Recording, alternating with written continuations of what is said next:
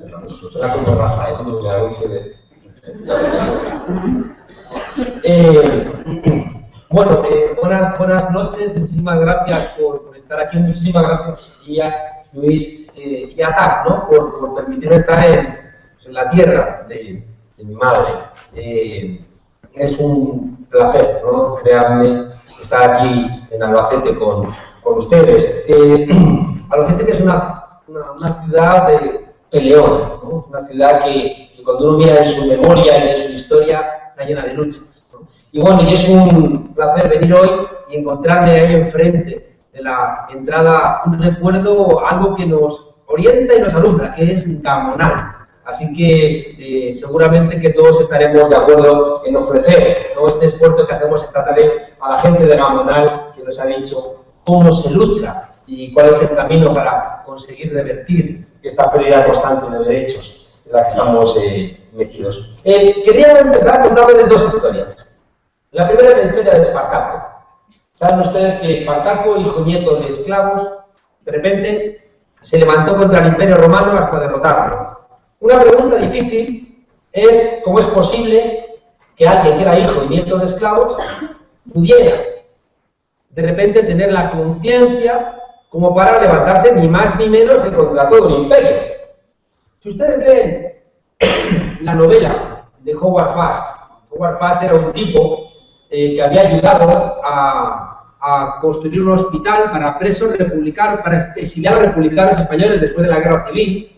Y cuando el macartismo, esa caza de brujas, ¿no?, donde el Partido Republicano ya no sabía qué hacer para acabar con los demócratas, empezaron a inventar que había comunistas por todos lados. Durante esa caza de brujas, pues a él lo llamaron al Comité de Actividades Antiamericanas y le pidieron una lista de la gente que había contribuido a construir en un viejo edificio un hospital para, le digo, la gente exiliada, la republicana española.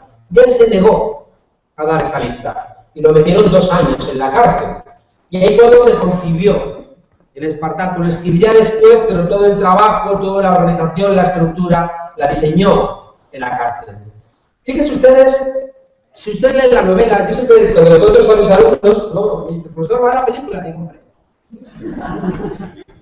la película está muy bien, ¿no? La película, el guión, de hecho, lo hizo Dalton Trumbo, Howard Fast ayudó, siempre todos con seudónimos porque estaba prohibido, ¿no? Yo siempre a mis alumnos les cuento la historia esa de las 2 cabras que están en el campo y una se está comiendo un rollo de película y llega otra cabra y le dice, ¿te gusta? Y dice, sí, pero me gustó más el libro. En el libro, la película, insisto, está bien, en el libro hay un par de escenas que son muy relevantes. Una de ellas es que Espartaco, ya digo, hijo y nieto de esclavos, en un momento dado del siglo I se ponen de moda, igual que nosotros vemos Gandía Sol, y veíamos Gran Hermano, y vemos esas cosas, allí se pusieron de moda las peleas de gladiadores. Y entonces, claro, las peleas de gladiadores yo suelo decir que tienen, entre otros problemas, una alta siniestralidad laboral. De manera que fueron a buscar gladiadores allá donde los hubiera. Entonces fueron a la mina, le miraron la dentadura, parecía sano y se lo llevaron a pelear a la arena. Bueno, Espartaco estaba contento porque vivía mejor allí que en la mina. Le daban también latigazos, pero bueno, le alimentaban mejor y no lo golpeaban tanto porque tenía que estar sano para la pelea. El problema de la novela es que también llega a la escuela de gladiadores de Lentulus alguien que no tenía que haber llegado nunca, que es Craxio, un galo. ¿Por qué? Porque Galo era un tipo que se había levantado como esclavo y le correspondía ser crucificado, como le correspondía a todos los que se levantaban contra el imperio. ¿Qué ocurre? Que como eran demasiados los que protestaban, decidieron, en vez de ejecutarlos y perder ese dinero, condenarlos a galeras para que allí por lo menos rindieran algún tipo de beneficio. Claro, la ley mandaba que no pudieran salir nunca de galera, pero buscaron una salida para que pudieran salir de galeras para ir a morir a la arena. Una tarde, Craxio se da cuenta de que Espartaco tiene madera de líder. Y un buen día, después del almuerzo, se acerca a él y le dice: oye, yo una vez fui libre. Y Espartaco no entiende ni siquiera la palabra. ¿Libre? ¿Qué quieres decir con libre? Y una vez fui libre. ¿Pero qué quieres decir con libre? que le quitamos los látigos a los amos y mandaron soldados y les quitamos las espadas y mandaron una legión y los matamos y les quitamos las lanzas y durante 3 meses vivimos en comuna donde todo era de todos. Y de pronto Espartaco la cabeza le hace clic y se pone en marcha lo que yo llamo la ecuación de la transformación, que es doler, saber, querer, poder y hacer. De repente tu dolor lo conviertes en conocimiento y el látigo de pronto a Espartaco le empieza a picar porque sabe que podía no existir látigo y entonces el látigo cobra conocimiento, hay un autor, hay una gente que le golpea, entonces es doler, saber. Cualquier ser humano que identifica un dolor busca acabar con ese dolor. Doler, saber, querer.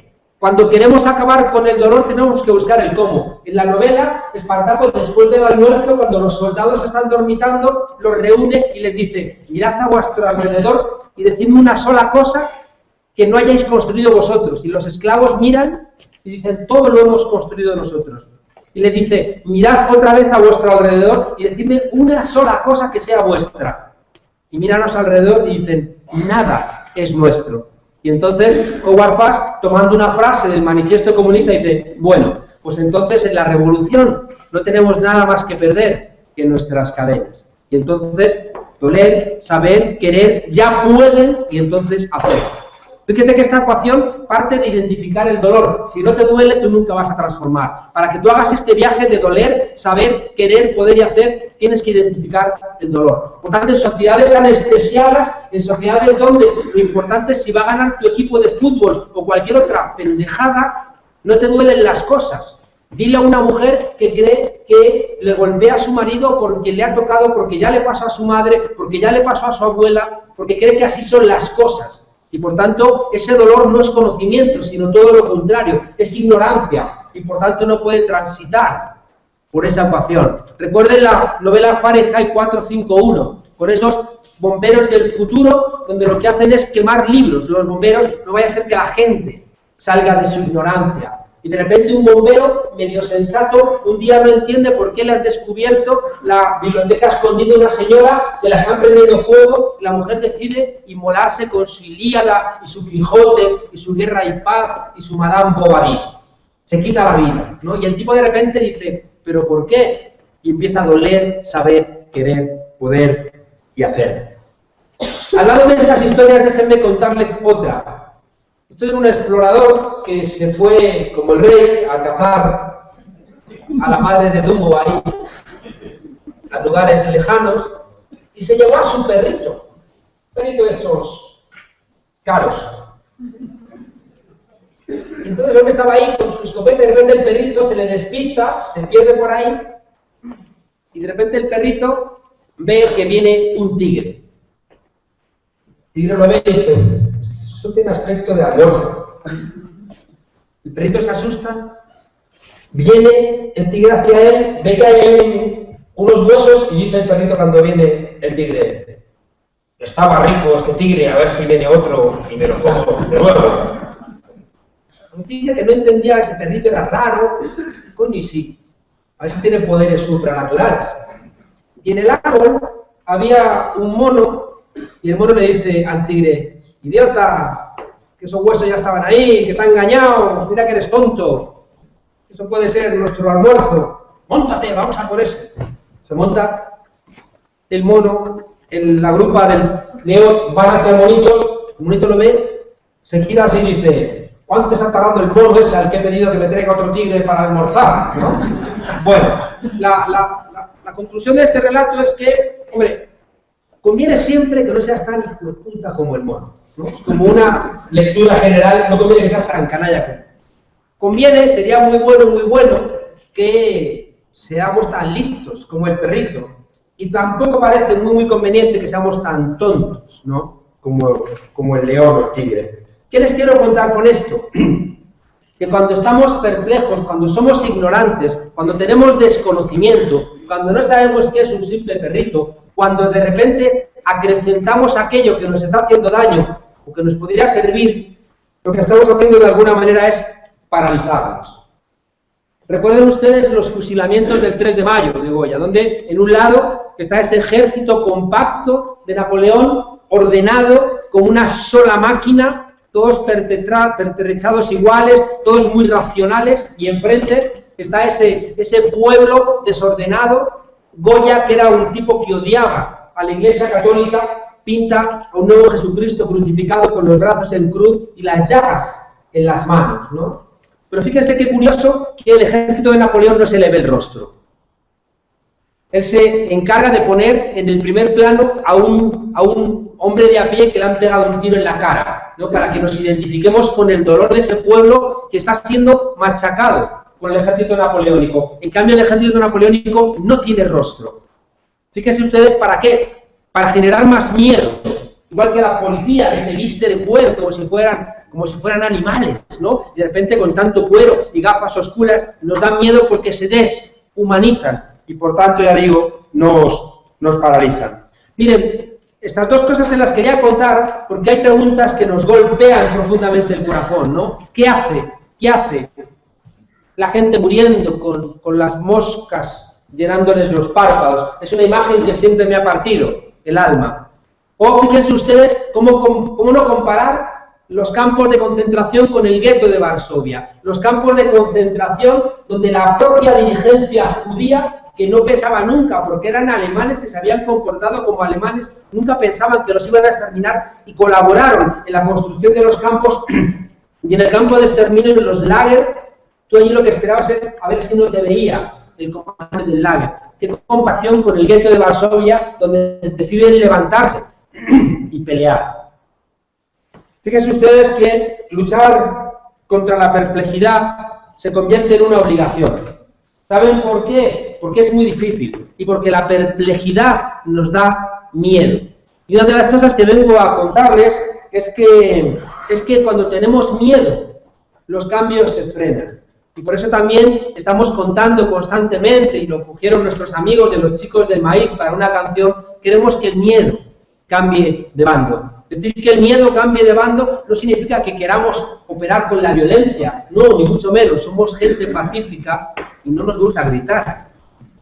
Pero lo que sí queremos es que el miedo cambie de bando para que se pierdan todas estas impunidades y para que no seamos nosotros ni los perplejos ni los paralizados. Digo siempre que estamos en un momento histórico donde los canallas están envalentonados y la gente decente anda perpleja. ¿Cómo es posible que, como dice Juan Villoro, los narcos están tan arrogantes que llaman hasta vestidos de narcos, ¿no? Es que ya es como que uno escucha, ¿no? Uno ve a Bárcenas, ¿no? Y haciéndonos una piñeta a los españoles porque le hemos pillado volviendo de esquiar. O vemos, ¿no?, a esta gente arrogante, ¿no?, de los gobiernos diferentes de este país, de este país de países, ¿no?, con esos comportamientos arrogantes diciendo, tengo mayoría absoluta, he ganado las elecciones, hago lo que me da la gana. No les voy a hacer una lista porque la lista es absolutamente deprimente, ¿no? Pero uno se encuentra con que a Fabra, el tipo este siniestro, de repente se le condena a 4 años de cárcel como Al Capone, porque aquí ya es muy difícil perseguir los delitos, y se le condena por un delito fiscal. Y fíjense ustedes que la Cámara de Comercio de Castellón, con todo el desparpajo, sin mover un músculo de la cara, dicen, es un asunto privado. Y por tanto, no tenemos por qué sacarlo de la Cámara de Comercio de Castellón. Y lo dejan en la Cámara de Comercio, y como está en la Cámara de Comercio, tiene un puesto en el puerto de Castellón, que es público. O vemos a David Fernández de las CUP, de la Candidatura de Unidad Popular, enseñarle una sandalia bien, patria, ¿no?, a un gángster como Rato, y decirle a un gángster que es un gángster, un tipo responsable de que una parte de nuestros abuelos le hayan quitado los ahorros de toda su vida. Y resulta que David Fernández le dice a Rato, ¿eres un gángster? ¿Ves esto? No te la voy a tirar, pero te mereces que te la tirara. Porque en los países árabes, tirarte una sandalia es una señal del desprecio que te tenemos. Y de repente al día siguiente, unas críticas que parece que era un terrorista, parece que era de la ETA. Todo el mundo diciendo, ha faltado la dignidad del Parlamento, ha insultado las formas parlamentarias, no conoce los mínimos elementos de la decencia institucional. Y uno dice, y cuando la hija del otro, la Andrea Fabra, dijo en la sede del Parlamento español a 6 millones de parados que se jodan, ¿Qué dijeron los mismos medios de comunicación? Hay que entenderlo en su contexto, no hay que sacarlo de quicio, hay que entender que realmente no quería decir eso. Otra vez no, las dobles varas de medir. O, ¿saben ustedes que los medium, cuando convocan a los espíritus, surgen seres ectoplásmicos? Los seres así como... Bueno, en Madrid tenemos en la alcaldía un ser ectoplásmico.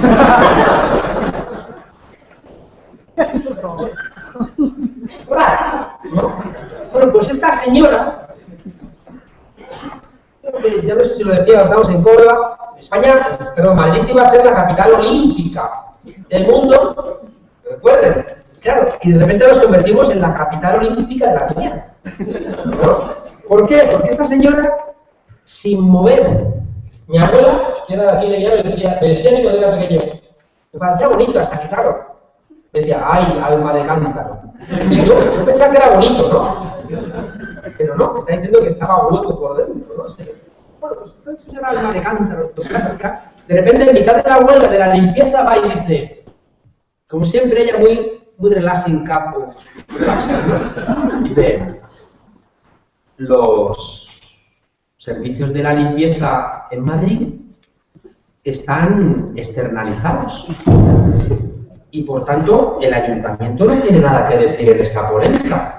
Es algo que tienen que solventar, dice la señora textualmente, es algo que tienen que solventar entre los sindicatos y los trabajadores. Lo voy a estudiar un poco más, pero no la entiendo. Pues esta señora, claro, y la lógica es externalizan, después las empresas que son de ellos o de sus amigos explotan a los trabajadores, se generan conflictos y dicen, no tiene nada que ver conmigo. Pues esta señora ectoplásmica, el otro día, cuando de repente la gente de la moral se levanta, dice, a mí es que me parecen mal los atentados de la moral. Sí, nos reímos, pero la alcaldesa es seria. Nos reímos, pero la alcaldesa es seria. Bueno, la patronal bancaria, leí ustedes recientemente, que todavía creo que sigue intentándolo, quiere nombrar de jefe de la patronal al tipo que hace 4 meses era el supervisor del Banco de España y de los bancos. Y no se le mueve un músculo de la cara. O sea, al tipo que estaba supervisando a los bancos lo quieren nombrar el jefe de la patronal. Claro, ya nos hemos olvidado que la abogada del Estado, ahora mismo que nombró Rajoy, era la abogada de Florentino Pérez. Y la número 2 de la oficina antifraude, Pilar Valiente, la tipa que dio el soplo en Gescartera. Es decir, estamos poniendo a los zorros, ¿no?, a cuidar el gallinero. Bueno, o fíjense ustedes, en España, un país con la menor tasa de delincuencia de Europa, tenemos la tasa carcelaria más alta. Y encima van y nos quieren hacer, nos ponen de marcha una ley mordaza para convertir en delitos más cuestiones para ver si pueden encarcelar a más gente. Un sinvergüenza, para mí un sinvergüenza, como Rafael Hernando, va y dice que la gente que está intentando recuperar a sus familiares que están todavía en cunetas por defender la democracia, ese sinvergüenza va y dice que los familiares de las víctimas del franquismo solo se mueven cuando hay subvenciones. ¿Se imaginan ustedes que algunos dijéramos que la Asociación de Víctimas del Terrorismo solo se mueve porque hay subvenciones, o que aquel tipo que era peluquero y se convirtió en el responsable de la Asociación de Víctimas del Terrorismo lo que prefería era cobrar subvenciones en vez de darle a la tijera? La que nos hubiera caído si hubiéramos dicho eso. En cambio ellos, sin ningún tipo de pudor, van y lo hacen. ¿Y qué les voy a decir aquí? Leíamos el otro día lo de la mujer de un consejero que se saltó la lista de espera porque tenía una hernia. Y le preguntan al médico, ¿y por qué se salta la lista de espera? Y dice, es que le dolía mucho. Y dice, ¿y a los demás? Y dice, bueno, a los demás también. Y entonces, pues que le dolía mucho, pero ¿y a los otros no? Dice, no, más o menos lo mismo. Entonces, bueno, ya. Es decir que, te digo, con todo tipo de... Bueno, y por terminar, fíjense, porque no quiero hacer toda una lista de todo este tipo de impunidades, estoy cansado, especialmente cansado de las ofertas de trabajo que estamos leyendo. Ofertas de trabajo donde te ofrecen 400 euros por declararte autónomo, que vale casi 300, abrir 2 líneas de teléfono en tu casa y atender prácticamente 24 horas. aunque te ofrezcan 400 euros, te exijan ser licenciado para repartir bollería. O estas navidades, unos sinvergüenzas que se atreven a sortear en la cesta de Navidad un puesto de trabajo.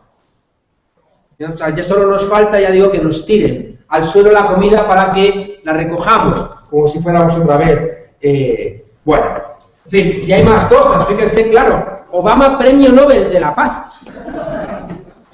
Es que es como muy fuerte, ¿no? O vemos, fíjense ustedes, una cosa también que me indigna.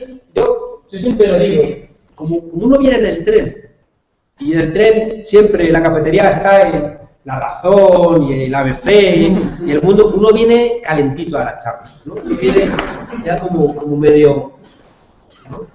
Bueno, les decía que hace Zapatero al tipo que hicimos presidente, si recuerdan ustedes, por el no a la guerra, por la mentira de Aznar de decir que había sido alcalde de los atentados de Atocha. Y no, perdón, de ser ETA y no ser Al-Qaeda, de los atentados de Atocha, por mentir. Y que elegimos a Zapatero. ¿Cuánta gente se tapó la nariz y fue a votar a Zapatero? ¿Cuánta gente de Izquierda Unida, ¿no? Fue a votar solamente para que no ganase este y no viera ratificada su política, y a la gente le daba susto. Es que si gana este con lo que está haciendo, ¿ya qué? ¿Qué es lo siguiente, no? Y resulta, no sé si han visto Zapatero, el tipo que no se pone de pie cuando pasa la bandera norteamericana en aquel desfile del 12 de octubre, le presenta hace unas semanas su libro de memorias Tony Blair. No sé si lo han leído. O sea, Tony Blair, el tercero de la Fondo de las Azores, le presenta las memorias. Dice, no puede ser, no puede ser, no puede ser, ¿no? En fin, ¿o qué decir, no, de Aznar? ¿O qué decir de Felipe González? Y como esa puerta giratoria, ¿no? Esa desvergüenza de ayudar desde el gobierno a las empresas que después te van a ayudar cuando salgas, ¿no? Bien, no, nada de lo que les he contado es nuevo. Todo esto lo saben ustedes perfectamente, ¿no?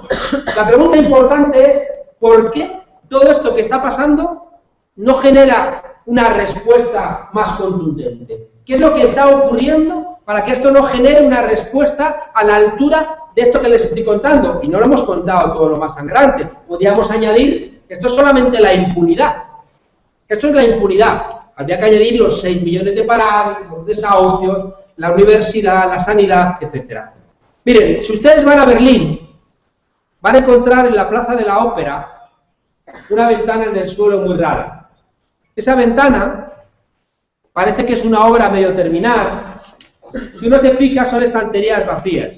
Y esas estanterías, cuando uno se fija más, ve que tienen una explicación en una placa en el suelo. Dice que ahí es donde en el año 33 los nazis comenzaron su régimen de terror.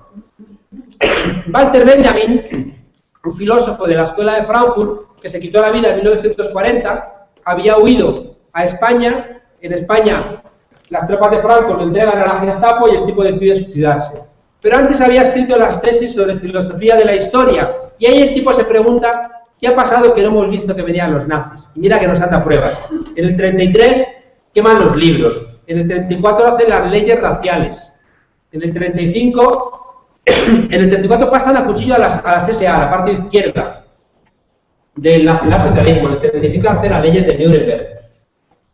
Yo tengo un poco de agua. Hacen la muestra de arte degenerado, prohíben a los judíos ejercer profesiones liberales, se anexionan Austria y ya al final, claro, invaden Polonia y ya la cosa se revienta, ¿no? Entonces la pregunta importante que hacía este señor era, ¿por qué no hemos visto que venían los nazis? ¿Qué ha ocurrido para no ver que venían los nazis, no? Bien, entonces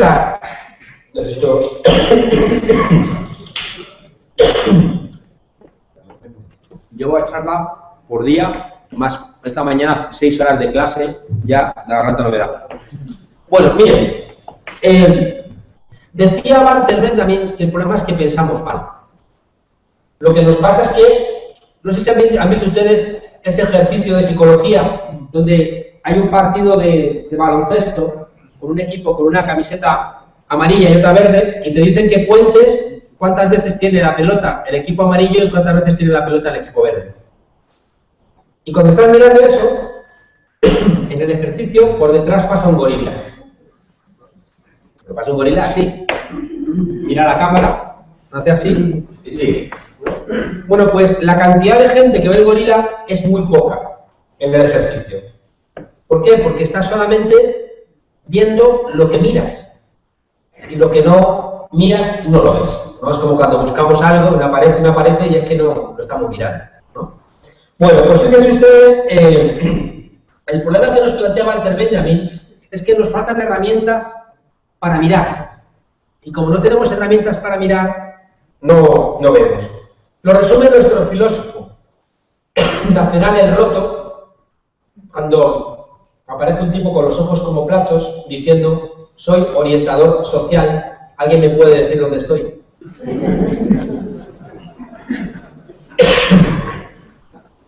Saramago, cuando hace su ensayo sobre la ceguera, va en la misma dirección. Está intentando dar raíces a la explicación de por qué no vemos. Bueno, y aquí es lo que realmente ya empiezo a querer contarles, que es lo que intento desarrollar en el libro. Esto todo era solo la introducción. Bueno, miren, muy rápido. La idea central es que estamos en una crisis civilizatoria. Hay un mundo que se está marchando, pero no termina de marcharse, y un mundo que está viniendo, pero no termina de llegar. Gramsci decía que la crisis es aquel momento que se caracteriza precisamente por eso, porque lo viejo ya no vale, pero no se ha marchado, y lo nuevo es muy promisorio, pero todavía no ha llegado. Y decía Gramsci que en ese momento es cuando llegan los monstruos, cuando hay gente que se va a aferrar a lo viejo que ya no vale o a lo nuevo que todavía no ha llegado. La crisis es civilizatoria, fíjense ustedes, porque no es solamente económica, la crisis también es laboral, la crisis es ecológica, la crisis es alimentaria, la crisis es de valores, la crisis es de desplazados, la crisis es bélica, la crisis es del pico del petróleo, la crisis es integral. ¿Y saben cuál es una idea? Que esa tenemos que entenderla, porque son las cosas ya que no vemos. Y es donde los profesores de ciencia política podemos ofertar un poquito de luz. La idea central de esto, fíjense ustedes, es que hay un mundo con unas certezas que se nos ha marchado. El mundo que servía a nuestros mayores para orientarse ya no existe. ¿Cuáles son las claves de ese mundo? Les menciono 5. 5, fíjense ustedes, que orientaban nuestras sociedades occidentales y que hoy ya no tienen fuerza. La primera, para mí, y más relevante, bueno, antes les diría que es que está habiendo un cambio en la matriz del sistema capitalista. Es que no es igual el sistema capitalista ahora, es que está China, por ejemplo, es que está en los países de América Latina, es que Europa ya no pinta tanto, es que hay un desarrollo tecnológico que ya no necesita a la gente, es que hay una crisis ecológica que frena de alguna manera esa posibilidad. Bueno, fíjense ustedes, déjenme decirles 5 elementos que implican que no estamos en una crisis en el capitalismo, sino una crisis del capitalismo. Por eso hablamos de una crisis civilizatoria. Primer elemento, el mundo del trabajo. Un trabajo ya no dura en Europa ni 2 años. Y fíjense ustedes que al no durar 2 años estamos absolutamente desnortados, porque no tenemos ese lugar en el mundo que nos otorgaba el aspecto laboral. Yo por eso siempre hablo de la película Full Monty. Parados de larga duración que hacen un striptease masculino porque están desnudos, porque su lugar en el mundo era trabajar. Como metáfora, cuando tú te desnudas para ganar algo de dinero, estás diciendo: no tengo trabajo, no tengo mi relación con los demás, no tengo absolutamente nada. El segundo elemento, fíjense ustedes, de marcador de certeza que hemos perdido es la religión. Es decir, fíjense ustedes que Dios era el que nos explicaba buena parte de las razones sociales y Dios ya no sirve, Dios ya no vale. Dios ya no nos da explicaciones sociales y no lo hemos sustituido por nada. No hay religiones civiles capaces de sustituirlo. ¿Saben qué ocurre? Y esto da para hablar mucho rato. Que las normas morales se han enfriado. Hay cosas que antes no hacíamos porque en esa norma había una sanción moral que venía de nuestro compromiso religioso. Hoy no lo hacemos solamente porque te ponen una multa o porque viene la sanción y ya no es lo mismo. No es igual que tú no aparques en doble fila porque tienes un compromiso con la gente que dejas encerrada, a que tú no aparques en doble fila solamente por el hecho de que te van a poner una multa o se va a llevar el coche de la grúa. Por tanto, fíjense ustedes, la muerte de Dios no es que Dios haya cogido la gripe A y haya fallecido en 3 estertores, ¿no? Sino que aquello que decía Nietzsche de Dios ha muerto, y que generó una de las más gloriosas frases del mayo del 68, cuando alguien en la puerta de un váter escribió Dios ha muerto, Nietzsche, y alguien escribió debajo Nietzsche ha muerto, Dios. La frase de Dios ha muerto implica que Dios ya no sirve para las explicaciones sociales. Cada vez hay más alejamiento, ¿no?, de la gente respecto de las posibilidades que tiene la religión para orientar nuestras sociedades. Otro elemento esencial que ya no nos sirve es la familia. La familia, yo contaba en Córdoba que yo creo que el éxito de IKEA es porque, como las parejas saben que cuando se casan van a durar más o menos 3 años, compran los muebles en IKEA y nadie se pelea por quién se va a quedar los muebles, ¿no? Es como... Yo contaba algo que creo que también es un dato muy objetivo, y es que cuando la estantería Björk se va combando, es una señal también ya de la estabilidad de tu matrimonio, ¿no? Bueno, más allá de la broma, fíjense ustedes las ideologías. ¿Qué es hoy ser de izquierdas? Se hundió la Unión Soviética en el año 91. ¿Qué es ser hoy de izquierdas? Estar a favor de la redistribución de la renta, aunque pegues a tu mujer, aunque desprecies a los inmigrantes, aunque estés en contra del respeto al medio ambiente. Fíjese que hay un sociólogo, Bauman, que dice que vivimos en un mundo líquido, en un mundo donde ya todo se nos desvanece entre los dedos, un mundo sin certezas, un mundo relativo, un mundo que, perdonen la broma, me gusta cómo lo expresa Woody Allen: Dios ha muerto, Marx ha muerto, la historia ha muerto y yo mismo me encuentro francamente mal. Es decir, que fíjense ustedes que cuando de repente no hay certezas, cuando de repente el ser humano pierde las pistas, está despistado. ¿Qué les digo que recuerden? Que no hay huecos en la vida social, y esos elementos que antes nos orientaban la vida los hemos... ¿Qué pasilla mágica? Puedo hablar 3 horas más. Es como más íntimo. Y ahora, como ya tengo un pozarrón, fíjese, hay 3 elementos que han venido a sustituir esta pérdida de certeza. Son 3 elementos muy relevantes. El primero es el consumismo. De repente, fíjense ustedes, el gran orientador de la vida se convierte en el consumo, que lo vemos desde la gente más joven, pero ya en todos los estratos. De repente, ¿qué hacer en la vida? ¿Cómo orientarte? ¿Qué buscar? ¿Qué ser? ¿Qué va a ser de ti? Etcétera. Todo está vinculado a tus pautas de consumo. Fíjese que se cae la iglesia, se cae la fábrica, se cae el partido, se cae el sindicato y solamente queda en pie el Corte Inglés, ¿no? O sea, que el centro comercial, ¿no?, como el elemento que articula la vida social. Segundo elemento muy importante que se ha quedado en pie junto al consumismo es algo que me di cuenta viajando por el mundo, que está en todos los lugares, que son los libros de autoayuda. Y no queda, es decir, fíjense ustedes que los libros de autoayuda son terribles. Primero, son iguales en todos lados, que es una cosa que llama la atención. ¿Cómo puede ser igual un libro de autoayuda en Quito, en Caracas, en Nueva York, en Madrid o en Albacete? Los mismos. Tus zonas erróneas, quién se ha comido mi queso, a mí qué demonio me importa quién se ha comido tu queso, el monje que vendió el Ferrari, el caballero de la armadura oxidada. Todos son los mismos en todos lados, ¿no? ¿Y saben qué es lo terrible? Que lo que te están ofreciendo es autoayuda porque se han roto los elementos de convivencia colectiva que te están diciendo solventa los asuntos individualmente, solvéntalos tú por tu propia cuenta. Y de repente, fíjense ustedes, se rompe una cosa que es el corazón de ese libro. El corazón de ese libro es decir que la única autoayuda que funciona es la autoayuda colectiva. Y la autoayuda colectiva, que es un oxímoron, la autoayuda colectiva se llama política. Bien, fíjense ustedes que en un mundo donde todo es líquido, donde todo se mueve, donde todo es un gran supermercado, tenemos mucho miedo. Somos seres temblorosos. Y junto al miedo lo que hay es una profunda infantilización. Infantes de infonis, viene de infonis. El infante es el que no fona, el que no tiene voz. Fíjense ustedes que si uno tiene miedo y está infantilizado, lo que quiere es que venga alguien a solventar tus problemas. Necesitas necesariamente, y perdonen la redundancia, que venga alguien a salvarte. Y luego hablaremos, porque a mí no se me escapa nada lo que estamos haciendo con Podemos, ¿no? Es decir, que necesitas una referencia que una de dos, o te empodere, o te solvente tus miedos diciendo, delega en mí que yo voy a solventar tus problemas. Fíjense ustedes que uno de los terribles problemas que tenemos es que es un tiempo de salvadores. vemos el crecimiento de la extrema derecha en todo el mundo, vemos el crecimiento de unos populistas xenófobos, racistas, con un nacionalismo muy torpe, diciendo a la gente, tu vida es una basura, pero tranquilo, porque tú eres de aquí. Es lo único que te ofertan. Y que es el discurso, si se dan cuenta ustedes, de la COPE, de los medios de comunicación de la extrema derecha en España.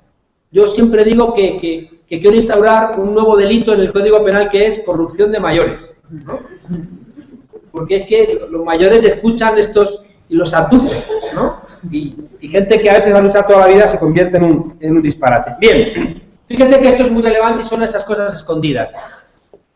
Si tenemos miedo y estamos infantilizados por la perplejidad, delegamos.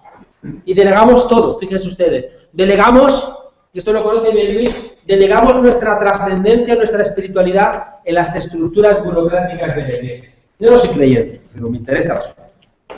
Delegamos la política en la democracia representativa.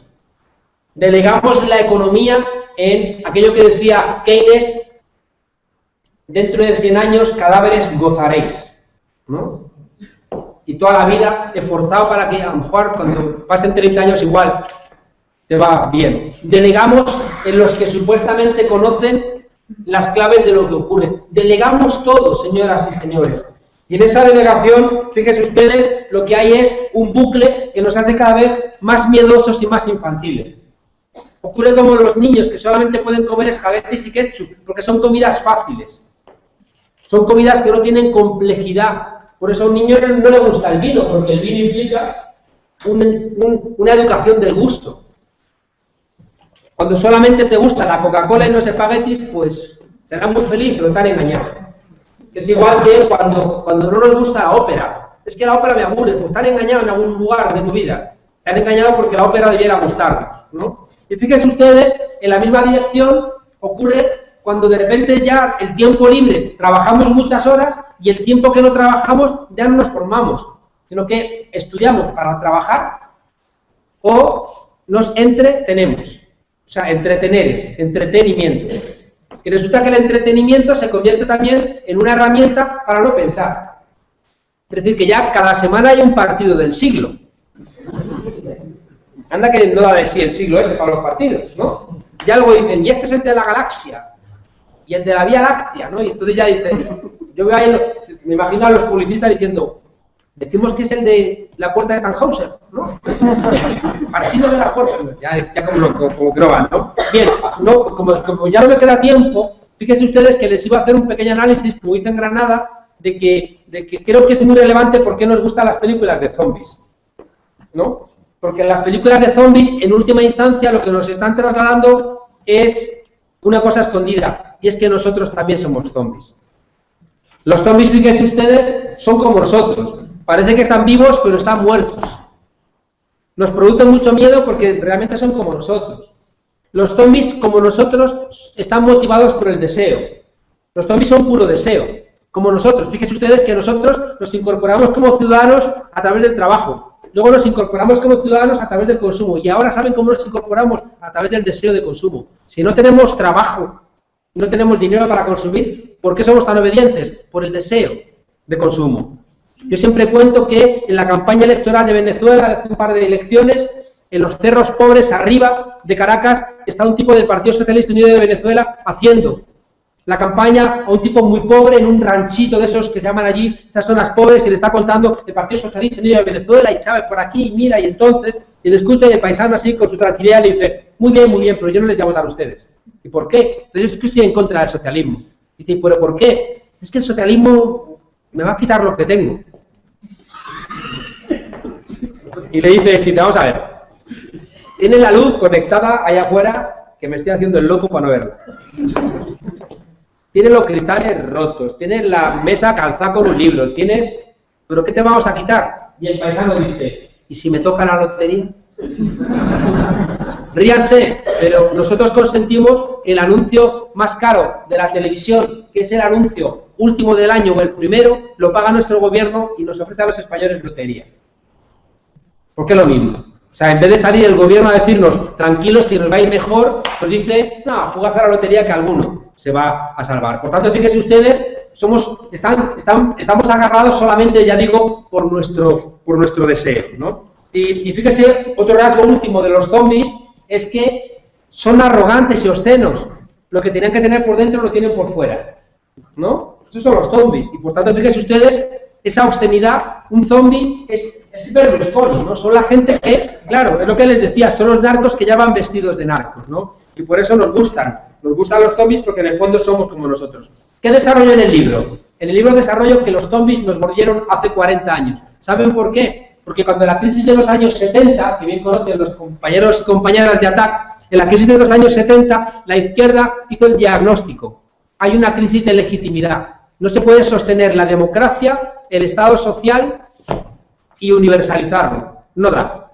Y por tanto hay que cargarse alguno de estos elementos. Algo que después lo desarrolla Daniel Rodrik, porque es una tesis muy vieja. Es imposible que se dé al mismo tiempo democracia, un Estado social y que se universalice en la globalización. No da. Bueno, pues resulta que la izquierda, fíjese, en los años 70 hace el diagnóstico, pero ¿saben cuál fue el problema? Que no hizo la terapia. Metió la pata. Siempre lo ocurre a la izquierda. Somos muy listos haciendo análisis, pero luego somos hipertorpes haciendo propuestas. ¿Y saben qué ocurrió? Que la derecha le robó el diagnóstico a la izquierda y entonces dijo, vale, es absolutamente evidente que hay una crisis económica porque está subiendo la inflación y está subiendo el desempleo. Pero ¿saben qué hicieron estos tipos tan listos? En el año 75 publican un libro y dicen, no, la crisis no es de legitimidad, no es que los gobernantes sean ilegítimos, la crisis es de gobernabilidad, es que la gente está ingobernable. ¿Y saben qué hicieron? Estos tipos, a diferencia de la izquierda, no solamente hicieron el diagnóstico, sino que también plantearon la terapia. Y dijeron, hay que cambiarlo todo, hay que cambiar el sentido común del país. Hay que comprar, empezaron a decir, fíjense ustedes, hay que comprar revistas, profesores, universidades, hay que abrir seminarios, hacer traducciones, hay que controlar los medios de comunicación. Comparen el cine de los 60 con el cine de los 80. Comparen ese cine de Losey, ese cine crítico, ese cine que cuestiona el Watergate con el cine después de Rambo.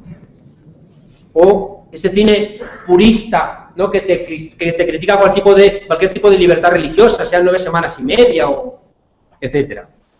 Estos tipos dijeron en su terapia, hay que abrir las fronteras, hay que privatizar los bienes públicos, hay que desregular la economía. Y la izquierda, que había hecho el análisis de la crisis, como no podía decir, queremos ser lo de la Unión Soviética, o no tenía alternativa, que empezó a decir, virgencita que me quede como estoy.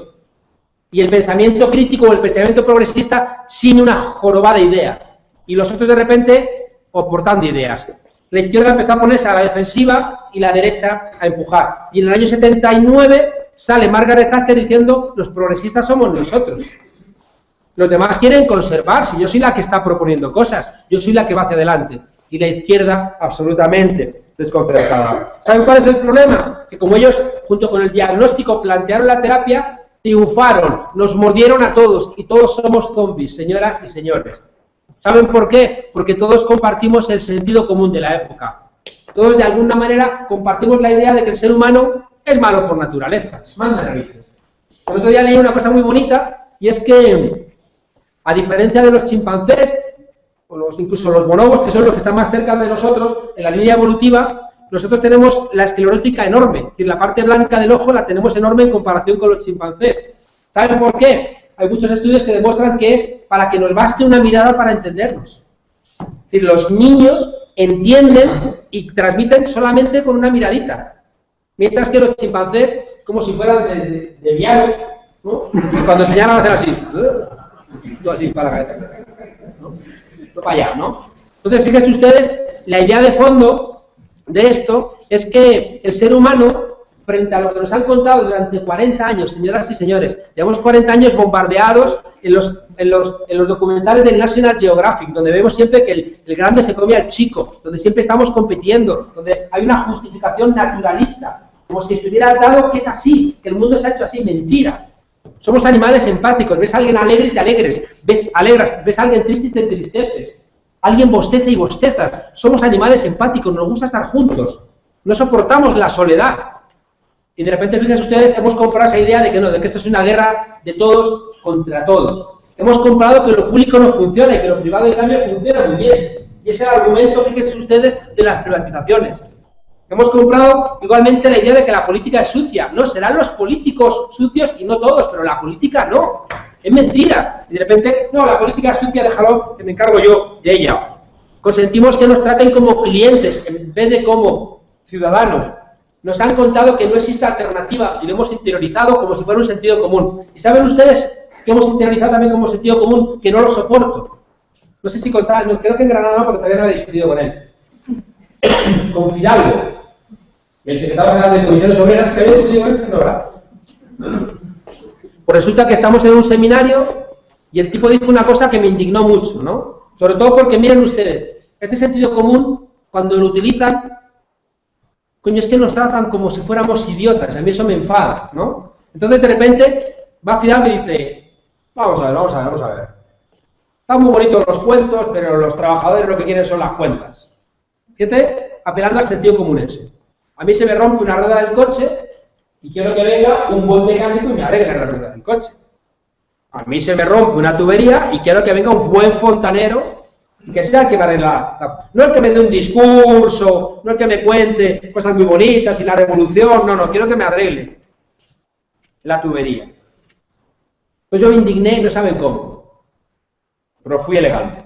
Yo soy un hombre elegante, manchero. Claro, el día antes o 2 días antes, Fidalgo venía, ¿qué manía tienen?, de presentar las memorias de Aznar. Aquí, como Belén Esteban ha publicado una memoria, todo el mundo dice, si le publica Belén Esteban, todo el mundo da memoria. Bueno, pues, claro, yo estaba muy indignado, fíjense, sin ningún tipo de broma, porque creo que el secretario general de Comisiones Obreras, que le ha hecho huelgas generales a Aznar, no puede presentarle el libro, porque es un insulto a 6 millones de parados. Y creo que eso es evidente. O por lo menos para mí, es evidente. Y tú no puedes decir, si somos amiguitos, que no importa, sí que nos llevamos bien, porque es un insulto a la gente que por lo menos lo que le queda es la dignidad. Y no puedes robarle eso porque le dejas absolutamente desnudo. Que su representante va a tomarse unas cañitas con el tipo que lo ha dejado en el paro, o que es responsable de un tipo de comportamientos ajeno, ¿no?, a la lógica o a la ética de los trabajadores. Bueno, pero lo que más me indignó no es eso, que al fin y al cabo me da lo mismo, ¿no? Lo que me indignó, y le dije, vamos a ver, Fidalgo, ¿qué me estás diciendo? Que, por ejemplo, establecer la edad de jubilación a los 67 años es una cuestión técnica. No, eso no te lo tolero. Es una decisión política. Y donde yo decido políticamente con mi ciudadanía si quiero que la gente se jubile a los 60, a los 65 o a los 70. Y una vez que tome esa decisión, que es política, le digo a los técnicos, a ver cómo me lo solventas. Y no es al revés, majete. Porque fíjense ustedes, una cosa que nos están trasladando al sentido común es que los problemas son técnicos. Mira, pero no me joda. ¿Cómo que los problemas son técnicos? Porque si los problemas son técnicos, ¿quiénes los solventan? Pues los técnicos, los expertos.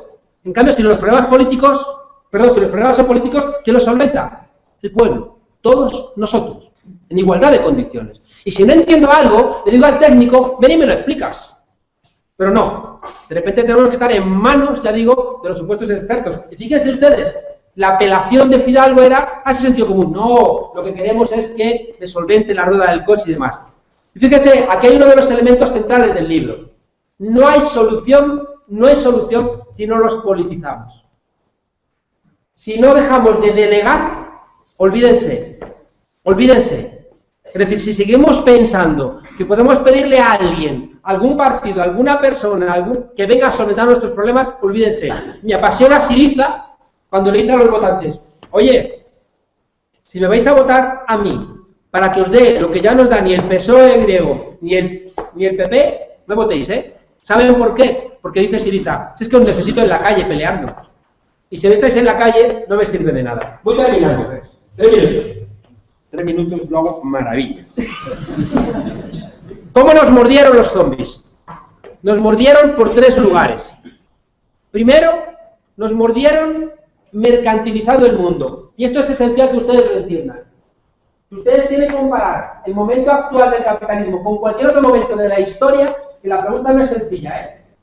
¿En qué se diferencia el sistema capitalista hoy de cualquier otro momento de la historia? Es porque nunca ha habido tantos ámbitos de nuestra vida mercantilizados. Miren ustedes, desde que se levantaron esta mañana, si han hecho algo donde no estuviera mercantilizado. Esto a lo mejor, que estamos haciendo aquí, donde nadie cobra por estar haciendo esto.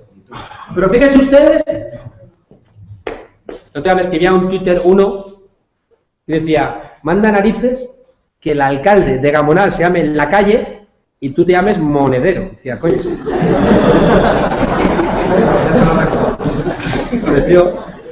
Me pareció gracioso. Bueno, ahora me tienes que dar un minuto más por haberme distraído con esto. Bueno, que me he perdido. 3 elementos, fíjense ustedes, donde nos han mordido los zombies. Primero, la mercantilización. Ya leer una cosa muy rápida, que creo que la leí en Granada, que es muy bonita. Dice, se llama Granel. El hipermercado cerró los ultramarinos y mató las conversaciones de barrio. El autoservicio dejó las compras sin balanza y sin palabras. Prohibido bromear con la cajera que se forma cola. Hay cajas rápidas para los que llevan pocos productos. Y ya hay cajas en las que te cobras tú mismo. Las lechugas vienen en bolsa y deshojadas. Las manzanas maduran en bandejas de plástico rígido. Este es un mundo empaquetado, enlatado, etiquetado, clasificado, embotellado, precintado, embolsado, plastificado, deshuesado, desgrasado, pelado, patrocinado y loncheado. Y por supuesto, precocinado. Un mundo no retornable de PVC, PET, tetrabric, aluminio, poliestireno expandido y 1000 tipos de plástico. Una vida insostenible ecológicamente, marcada, como nuestros productos, con fecha de caducidad. El progreso es aséptico, escrupuloso, exacto y desapasionado. Yo prefiero vivir a granel, comprar al corte, que vuelvan las hueveras y el vermú de barril, los mercados y los mercadillos, conocer a quien regó los tomates, rellenar sifones y devolver los cascos, comprar lento, charlar y perder el tiempo. No quiero una vida envasada al vacío. Aspiro a ser parte de un mundo imperfecto e inexacto. Amar a granel. No dosificar los besos, derrochar abrazos, reír a puñados, hacer manojos de caricias y gastarlos sin recargo. No dar las gracias ni pedir perdón con cuentagotas. No poner etiquetas, gastar la mitad a rodales, soñar sin rigor y sin medida, comerme la vida a bocados y atragantarme de ella. Guillermo Villero. Bueno, fíjense con este texto tan bonito.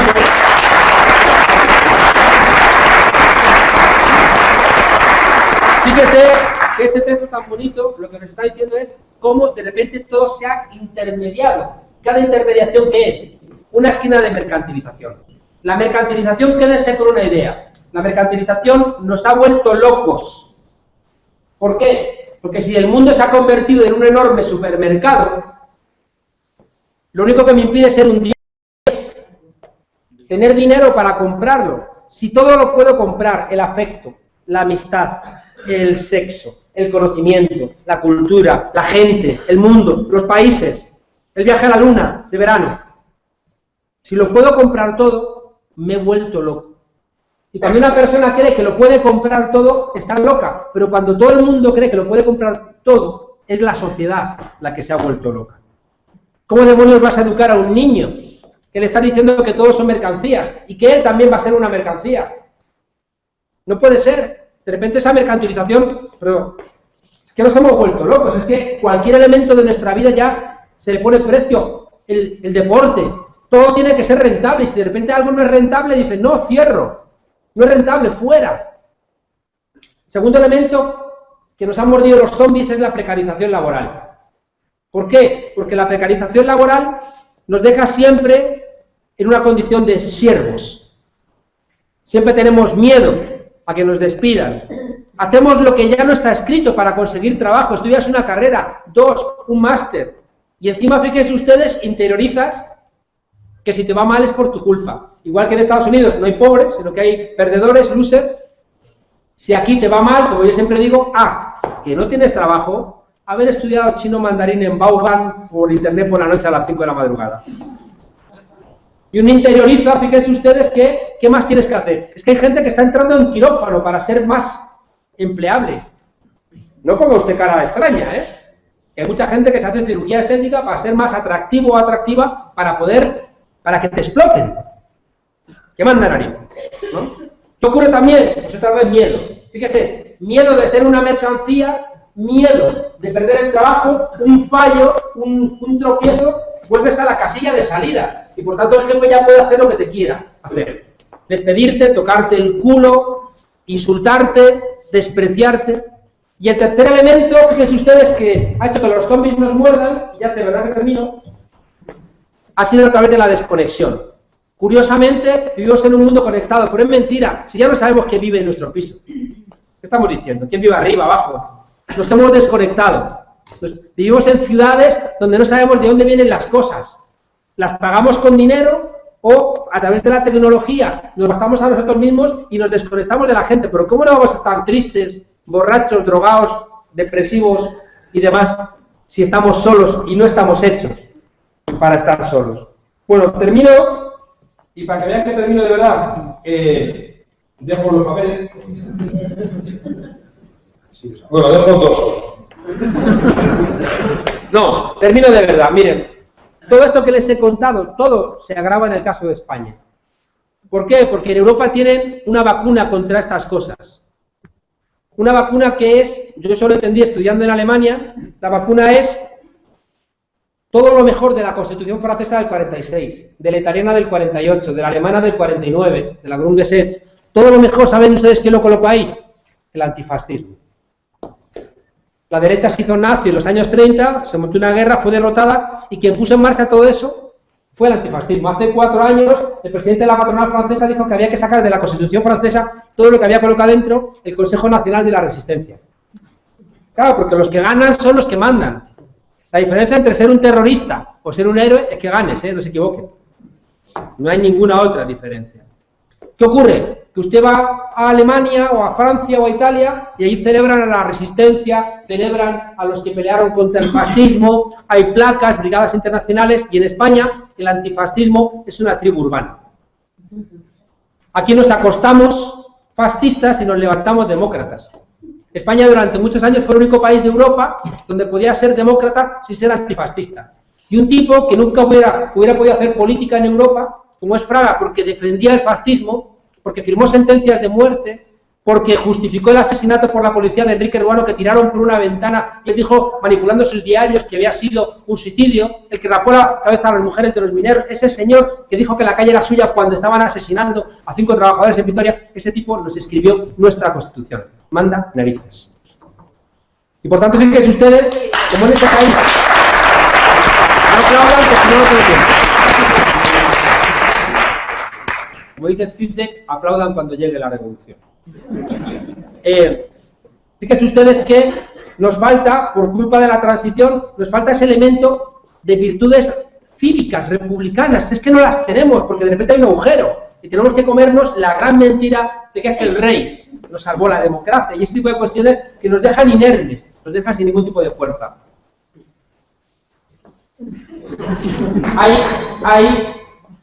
Solamente digo una cosa, porque ahora la van a preguntar y se las voy a contar. Yo soy un pesimista esperanzado.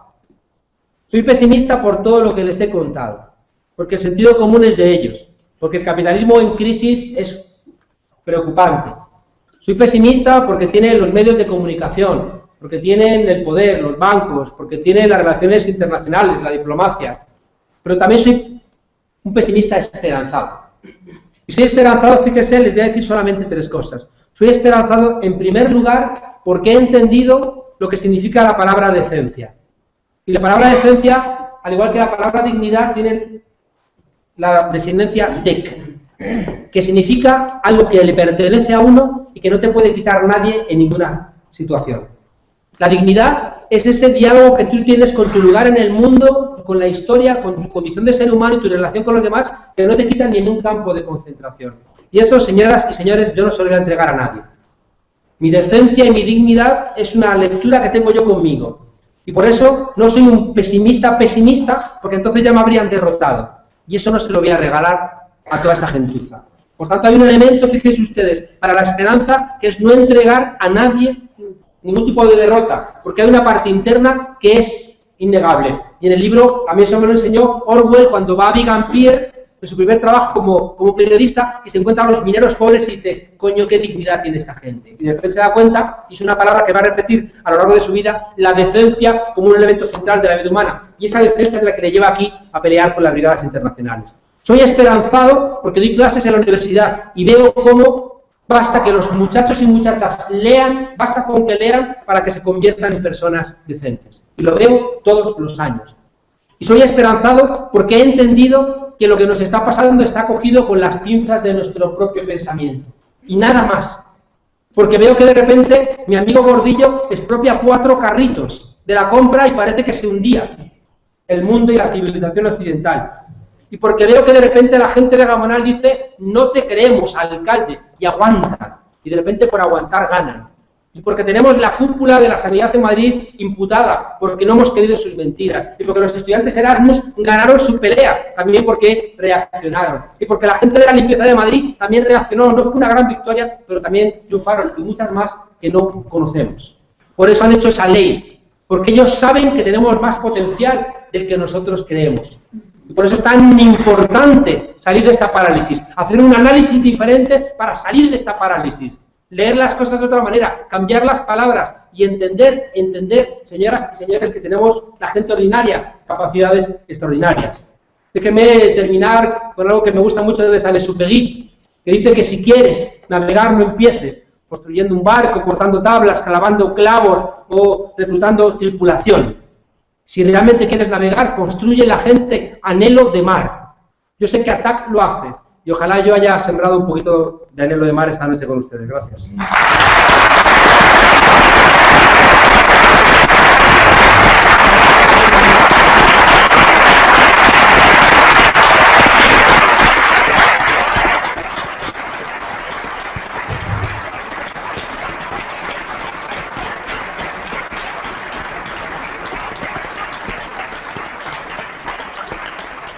Bueno, muchas gracias, Juan Carlos. Yo puedo hablar de ti, te devuelvo el abrazo. Y tenemos 25 minutos que si nos comportamos en las preguntas dan para bastante. Entonces, vamos a hacer ronditas, 3, 4, 5 palabras, cuando las conteste, tomamos el resto. Podéis levantar la mano y por no prolongarle más a los trabajadores de la casa, porque esto se va quedando frío. Aunque no lo ha calentado bastante, no lo suficiente.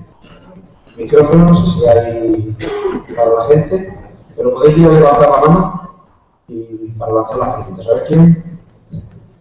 Por allí hay una. ¿Del Olmo? Empieza, yo ya grito cuando levantéis la mano. Aquí hay otra, ¿sí? Las preguntas son por... Ponte de pie, sí.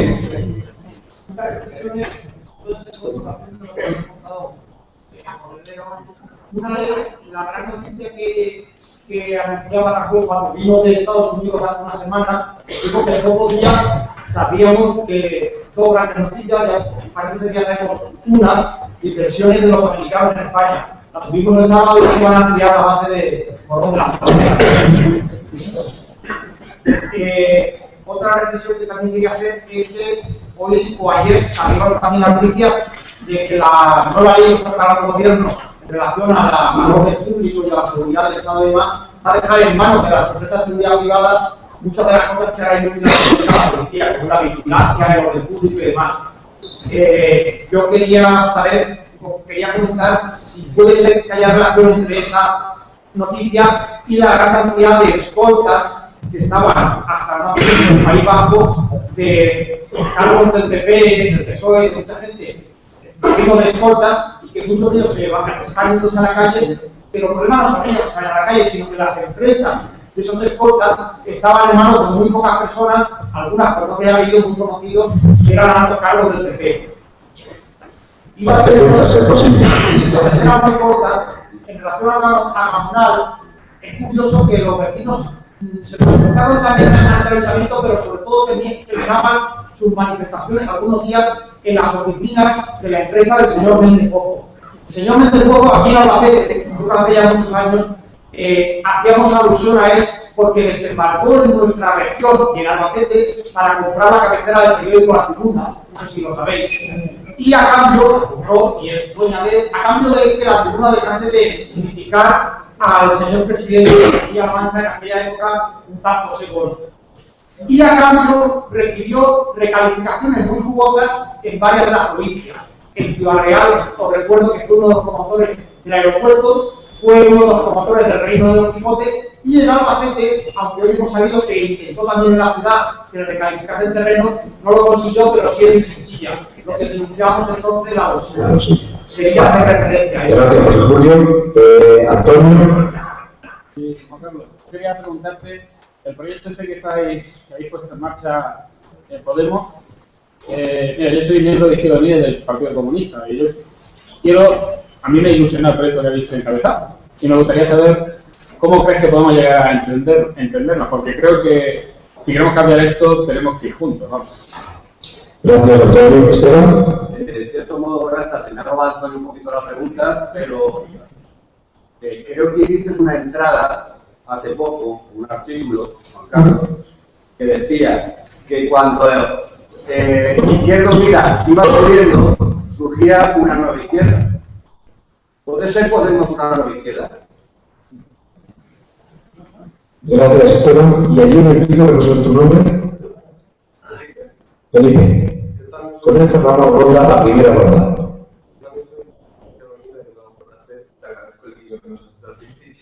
Por la pintada de la otra. Pero quería preguntarte que recientemente ha salido un artículo de Alberto Garzón con respecto a las primarias abiertas y cómo va a jugar exactamente Podemos con respecto a las primarias abiertas y cómo se va a desarrollar ese proceso de inclusión con movimientos sociales y sobre todo con organizaciones, con cúpulas, como entendemos que son más que nada que no vais a casar eso. Creo, antes de venir justo leí un artículo en un periódico que Cayo Lara parecía que no estaba muy dispuesto a plantear las primarias abiertas y creo que hay más el punto donde va a ser la inflexión entre un proceso inclusivo o que se genere un Sirisa y un caca. Gracias, Felipe. Bueno, de momento cerramos aquí, pero también le pido a Juan Carlos que es otra conferencia la que te han planteado. Si ya es posible 5 minutos porque la gente de frente y preguntó.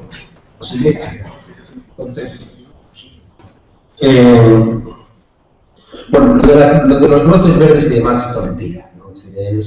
¿Saben por qué? Que es muy problemático. Que a día de hoy lo más fácil es que ninguno de los recortes sea reversible. Es decir, que aunque mejorase un poco la economía, no crean ustedes que van a bajar las tasas de la universidad, no crean ustedes que iban a recuperarse los convenios colectivos, que iban a recuperarse, si van a nacionalizar empresas, no. ¿Saben por qué? Porque algunos estamos convencidos, esto suena fortísimo, ¿no? Algunos estamos convencidos de que estamos ante un cambio de contrato social. Es decir, que cuando en 2009, si mal no recuerdo, Sarkozy, la Merkel y también arrastran a Obama a decir que había que construir un capitalismo con rostro humano, era porque estaban convencidos de que íbamos a salir a la calle a colgarnos de las barreras. Estaban absolutamente convencidos. Tenían miedo y por tanto planteaban que había que suavizar para que no saliéramos a la calle, ¿no? A por ellos. Pero su propuesta es un cambio de modelo. En toda la regla, ¿eh? Es un nuevo New Deal, un nuevo contrato donde se desmantelen todos estos elementos. Y están muy fuertes, ¿no? Están muy fuertes, pero al mismo tiempo son un tigre de papel, que diría nuestro amigo Mao. ¿Por qué? Porque lo que les decía antes es cierto. De repente, lo que parece que es muy poderoso y que se impone, de repente salimos a la calle y puede pasar cualquier cosa, ¿eh? Uno de los elementos que me interesa mucho, que es teórico, pero que nos sirve para nosotros, es que se ha roto la linealidad en nuestras sociedades. ¿Qué significa que se ha roto la linealidad? Que basta un pequeño acto para que genere enormes consecuencias. Es decir, se puede prender fuego un tipo en Túnez y caerse el régimen de Ben Ali.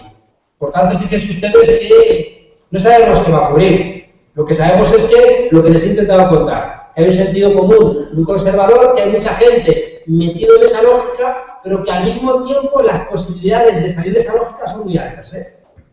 Yo estoy convencido de que el sistema, para funcionar, tiene que seguir en la lógica de hasta ahora, que 85 personas tienen tanto dinero como 3.500 millones, porque esa es la lógica intrínseca del sistema capitalista. Y aquí tomemos nota de algo, En América Latina, a día de hoy, en la izquierda hay 3 posiciones.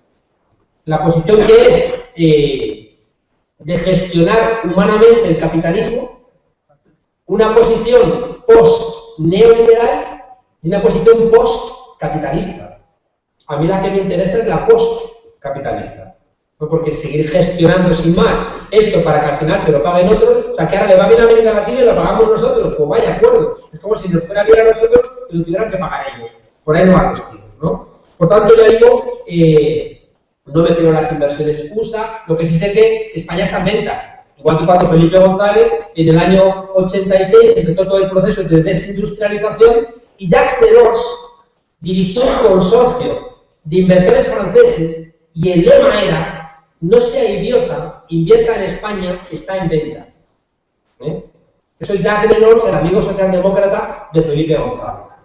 Bien, lo de los escoltas, yo creo que son las dos cosas. Es cierto que las grandes empresas de escoltas son de gente de ni siquiera de gente del PP. Muchos que estaban trabajando con la dictadura argentina vinieron aquí a montar las empresas de escoltas. Es verdad que creo que hay ahora mismo en el País Vasco hay 75 personas por escolta. Había 15.000. Había 15.000. Pero lo que es cierto también es que está a punto de no venir hoy. Está a punto, porque está a punto de montar un pollo a un vigilante de seguridad. Lo que pasa es que he dicho, coño, no veo, algo así.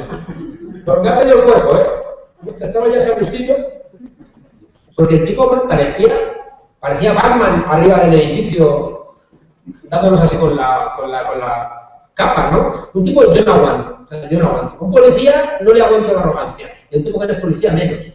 Como soy profesor de teoría del Estado, el policía puedo hegelianamente pensar que es un policía, pero un tipo que es un guardaespaldas o que va a trabajar de guardaespaldas y que ahora está crecidito porque la gente no le puede detener, y eso es una pelea que vamos a tener que dar, Nos van a partir 3 o 4 narices para que poder conseguir esa pelea. Lo de Méndez Pozo, ¿qué inteligencia vagonal? Claro, ¿para qué voy a ir al empleado si puedo ir al jefe? Entonces, en vez de ir al alcalde, pues me voy al jefe y aquí hay las clavijas. Claro, está muy bien visto porque eso también es muy pedagógico. Necesitamos elementos pedagógicos. Yo siempre cuento por qué la guillotina es pedagógica. No me malinterpreten, ¿no? Es decir que, por ejemplo, en Francia, coño, recuerdan que guillotinaban al rey como fiesta nacional. Y como aquí siempre digo, aquí nunca le hemos cortado la cabeza al rey, por eso tenemos la monarquía que tenemos. Hubo uno que se la cortó él solo, esquiando, por eso pedagógicamente no tiene el mismo valor, no tiene la misma fuerza, ¿no? Por tanto, bien, Podemos.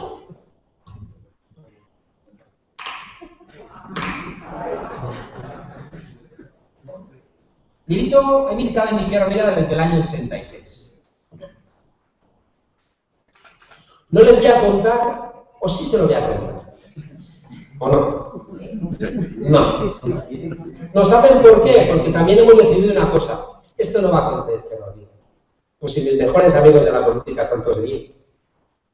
¿Qué se creen? ¿Que vivo en mi casa? Lo que pasa es que no tolero más lo que yo entiendo que es la dejación de responsabilidades de Izquierda Unida en el momento de mayor crisis económica de mi país. Y no tolero más, y yo les hablo desde Madrid. Y no lo voy a contar, porque es que no lo quiero contar. Pero yo, cuando me fui de Izquierda Unida de Madrid, sabía lo que hacía, Créanme que sabía lo que hacía.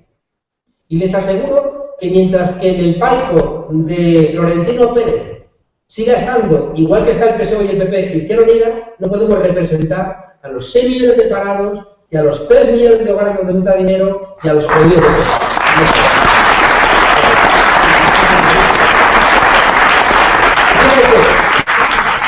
no puede ser.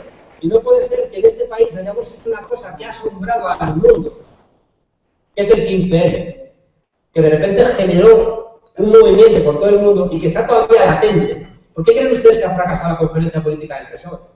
Pues la conferencia política del PSOE ha fracasado porque las bases del PSOE, que también hay mucha gente decente, le dijeron a la dirección, oye, o sea, inyecta un poquito de por favor.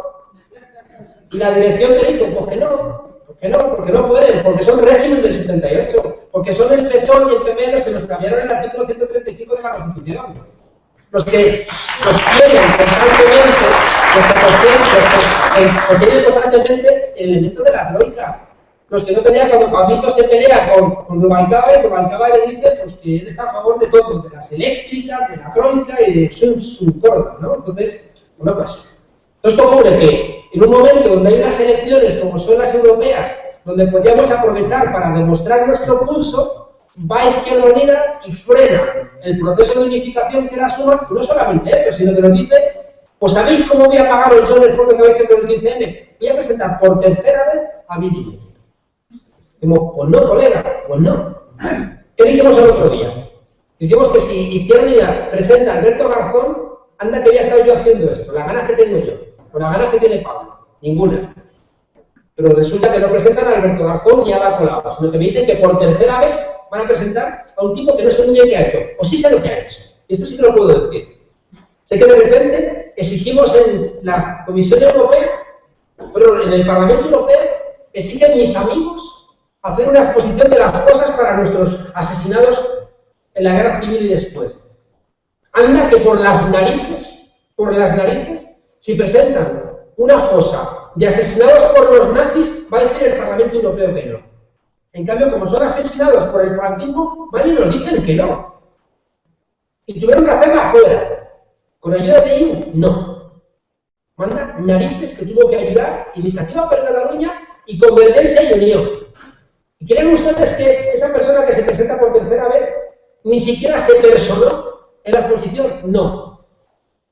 Dijo que tenía que hacer otras cosas. Por tanto, ¿qué ocurre? Que hay un momento donde podemos aprovechar esto que está pasando en nuestro país, esta indignación, y no hacemos las tareas que nos corresponden. ¿Qué hacemos nosotros? Después de hablar con todo el mundo, de hablar con mucha gente, pues es que, pues si la compañera de Pablo Iglesias de España, ¿sabes? Pues es que todos mis amigos de la política, todos son de Izquierda Unida. Pero si Izquierda Unida está extinguida, que está harta también de hacer cosas que no le molan. Está cansada también.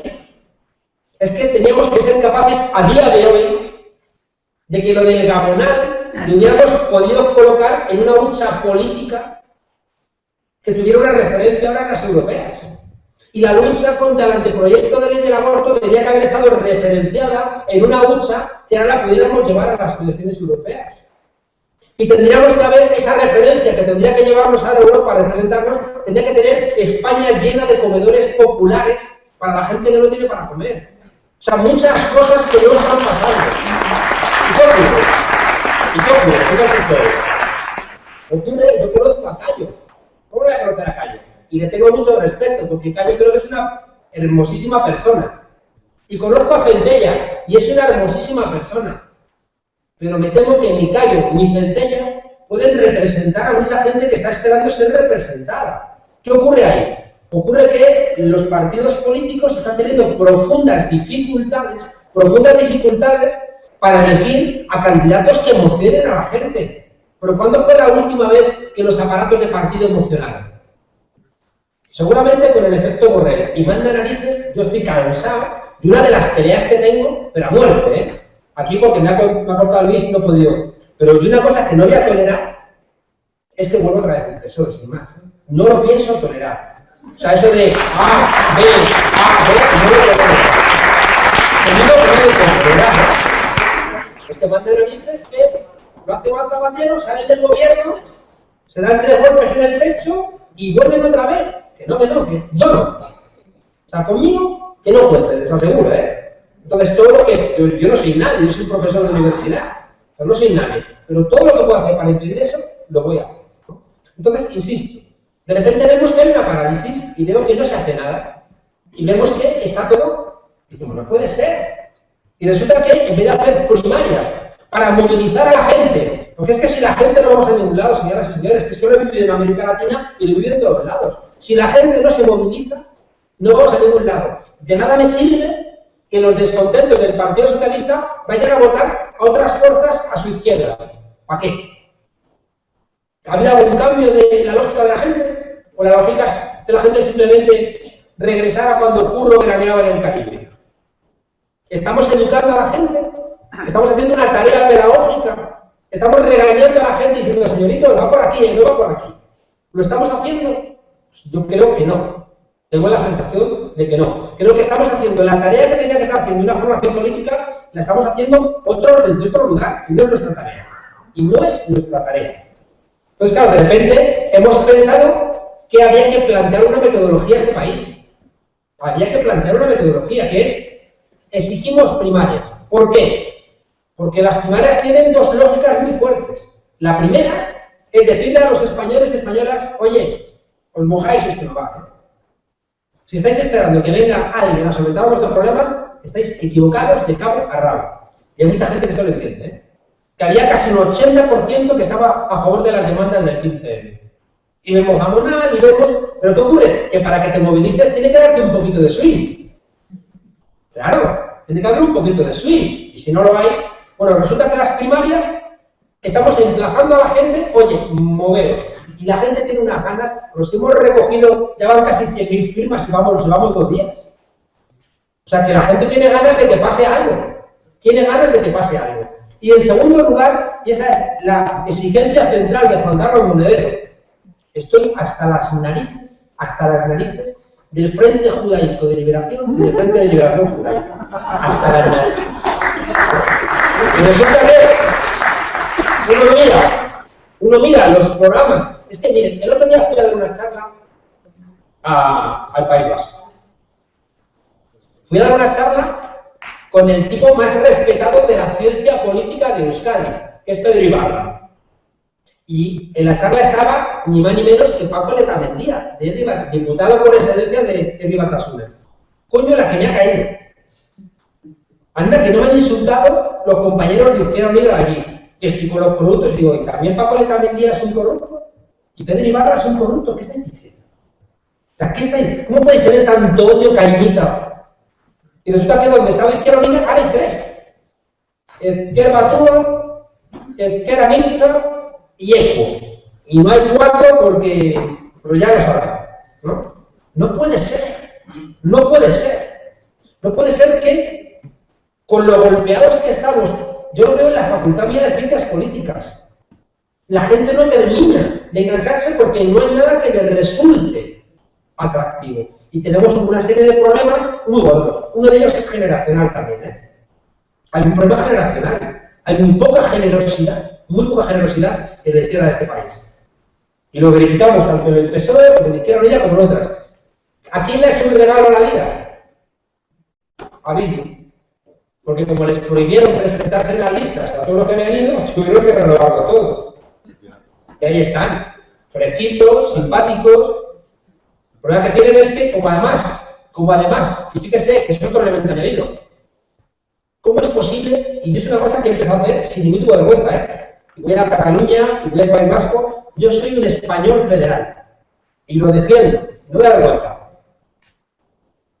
Lo estamos haciendo, lo hemos hecho desde Izquierda Unida.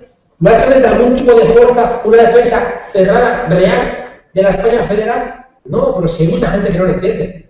Si hay gente que cree, yo esto lo cuento mucho, en el pueblo de mi madre en Vianos, en unas elecciones, la gente en el casino, viendo un partido de fútbol, en el intermedio hay 15 minutos de telediario, elecciones catalanas, hablan en catalán y dice uno, ¿cómo ladran estos cabrones? Y todo el mundo muriéndose de la risa. O sea, hay mucha gente que piensa que hablar catalán es ladrar. Y luego, ¿qué quieres? ¿Que Cataluña sea España? ¿Qué España? ¿La de Belén Esteban y Manolo del Bombo y de Torrente? ¿El brazo tonto de la ley? Pues no. Pues también hay un elemento de reinventarnos España. Otra tarea que no estamos haciendo. Yo no quiero que se vaya a Cataluña. Yo no quiero que se vaya al País Vasco. Pero tenemos que ofrecerles algo atractivo, ¿eh? ¿Qué estamos haciendo en La Tuerca, por ejemplo? En La Tuerca el otro día trajimos a la portavoz de Sortu. ¿Y creen ustedes que estuvo radical? No, se quedan descolocados. ¿Por qué se quedan descolocados? Porque de repente se encuentran con unos españoles que no estamos locos. Claro, y que entendemos que tienen derecho a decidir, y que entendemos que tienen derecho a muchas cosas. Y de repente les dejamos sin argumentos. Pero eso no lo hemos hecho tampoco, esa tarea. La conclusión de todo esto, cuando yo escribí ese artículo, porque me indigné sobremanera porque yo soy asesor de Llamazares. Y dejé de ser asesor de Llamazares por dos razones. Esto no lo he contado muchas veces. Por dos razones. Una es porque estaba hasta las narices de que el 80% de los esfuerzos y de las energías fuera para pelear contra los míos. Primero, porque a Llamazares no le dejaron coordinar Izquierda Unida. Desde el momento uno no le dejaron. Y estaba muy bien que te pongan palos en la rueda, o te echen la zancadilla, te caigas y digan, te decía yo que ibas por mal camino. Y venga zancadillas, y venga zancadillas. Y en segundo lugar, porque me pareció que Gaspar tenía que haberle puesto más coraje. No le puso más coraje y me ofrecieron irme al asesor con Chávez y dije, pues, cambia ya Gaspar de la radio con Chávez. Bueno, pero termino.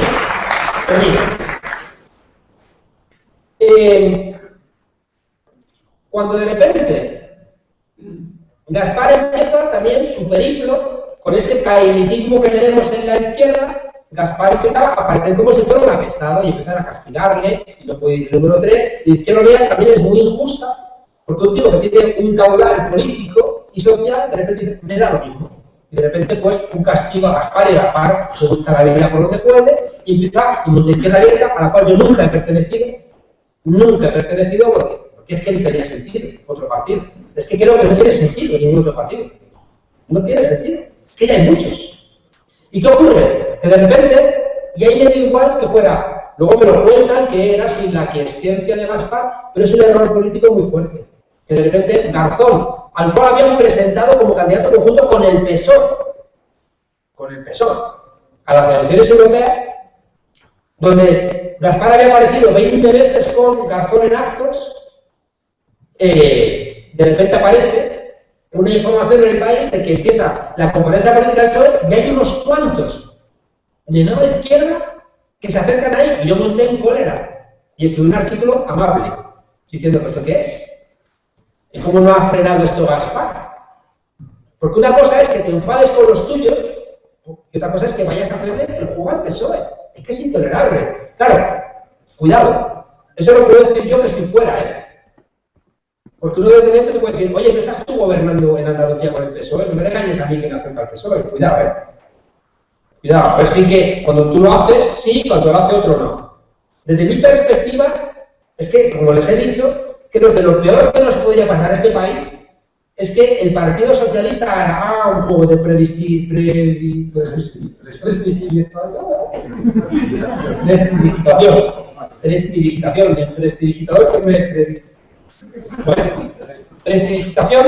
y de repente nombren a Madina en unas primarias donde supuestamente escenifiquen una gran pelea con la vieja guardia y surja Madina como el joven que viene. Claro, yo eso no juego. No juego porque creo que es muy débil intelectualmente, lo que digo siempre. Renunciaron en el 78 al marxismo, se quedaron sin ningún tipo de referencia, luego se abrazaron a la tercera vía, luego a Philippe Petit, el republicanismo, luego a Georges Lakoff y al final Beatriz Talegón. Claro. Y al final con Beatriz Talegón y Madina a recuperar otra vez este país, no juego. ¿No? Conclusión. Hemos planteado a este país una metodología. Hemos dicho, primarias, abiertas, para que este pueblo se implique. Para que todos los partidos digan que no están a favor de primaria. Para que digan lo que ha dicho Cayo esta mañana o con lo que quiera decir cualquier otro. Y cuidado, y terminamos. Y termino. ¿Cuánto me ha dolido ver a gente que ha mentido para intentar cargarse este procedimiento que pasamos? Qué vergüenza me ha dado la gente que ha empezado a utilizar el nombre de Julio en vano. ¿Alguien se cree que somos tan tontos de pedirle a Julio nada. Eso, los que han tratado a Julio siempre como un florero, que no soy yo. Yo con Julio tengo una relación de un respeto espectacular. He hecho un libro con Julio Ardila. Es que la gente parece idiota. Que acabo de hacer un libro con Julio, un debate entre él y yo, que estuve hace 3 semanas dando una conferencia en Córdoba con él y yo, mano a mano. Fuimos a Córdoba a decirle, Julio, no queremos que te enteres por los medios de comunicación. Y como te respetamos mucho, te lo contamos. Pero ustedes creen, sinceramente, ¿ustedes creen que tiene Julio algún sitio mejor para estar que la Izquierda Unida y el PCE? Es que si estuviera en mi mano, yo le prohibiría salirse de Izquierda Unida. Es absurdo. O sea, la gente pertenece a donde ha estado toda la vida. Lo que yo sí que sabía es que Julio iba a decir lo que ha dicho esta mañana. Para ver a la gente deshonesta que nos ha dicho, ya fueron a pedirle calderilla a Julio y Julio les dijo que no. ¡Ah! No eres separatista, divisionista. ¿Y Julio qué ha dicho? Julio ha dicho lo que es sensato. Lo que es sensato y lo que tenemos que hacer es esta metodología. Porque esta metodología, insisto, tiene 2 grandes virtudes. Una, engancha a la gente que no enganchamos. Y 2, rompe los candados que hace que la izquierda esté separada. Y ojalá, a quien Albacete, militantes de IU o no militantes de IU, monten desde ya círculos de Podemos. Porque esto, ya digo, no va contra nadie, sino que va a favor de nosotros.